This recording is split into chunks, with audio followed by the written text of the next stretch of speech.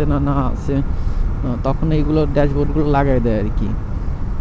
তো তখন আর কি আমরা বুঝতে পারি যে সামনে মোড় আছে অথবা সামনে স্কুল আছে, এইগুলো আমরা আসলে বুঝতে পারি। এখানকার সর্বোচ্চ গতিসীমা 40, তো আমি তো ডাবলেরও বেশিতে গাড়ি চালাচ্ছি।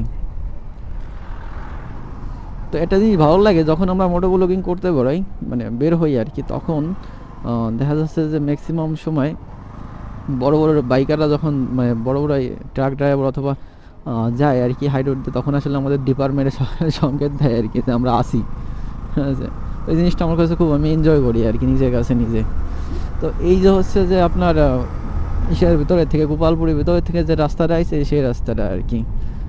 তো তারপর এইখান থেকে আসছে মূল মেইন কাহিনী আর কি, এইখান থেকে বামে যাইতে হবে, তাহলেই আমরা যাইতে পারবো।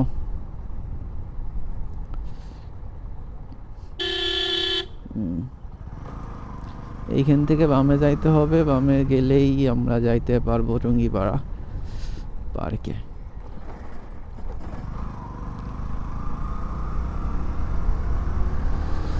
এই রাস্তাটা এক কথা আসলে অস্থির লেভেলের একটা রাস্তা। ওই পাশে আপনার নদী গেছে, তার পাশে হচ্ছে রাস্তাটা। রাস্তাটা এত সুন্দর করছে, মানে কোনো ভাঙাচোরা কিচ্ছু না, নাথিং, আর কিচ্ছু নাই, বেস্ট করছে আর কি।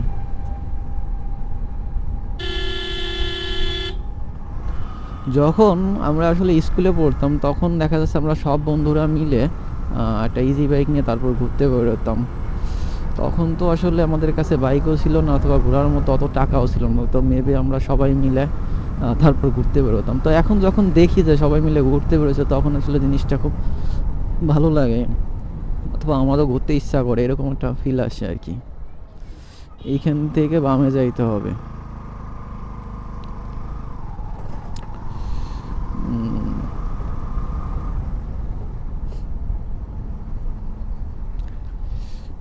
এইখান থেকে ডাইনে যাইতে হবে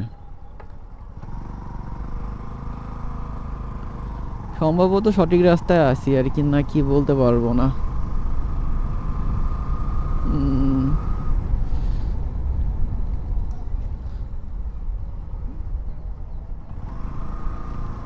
সম্ভবত ভুল রাস্তায় চলে আইছি।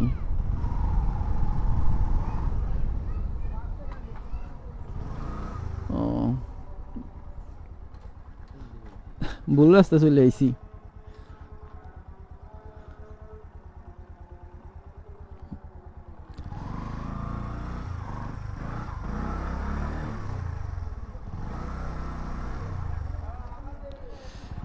সো ভুল রাস্তায় চলে আইছি আসলে।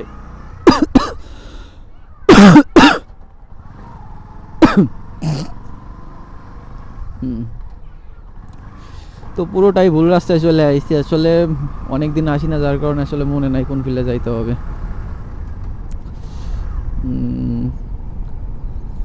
মেবি সোজা যাইতে হবে, সোজা যায় ওই পাশে ঘুরে যাইতে হবে, দেখা যাক। তো এইখানে উল্লেখ করা আছে সামনে মেবি স্কুল আছে অথবা মাদ্রাসা আছে।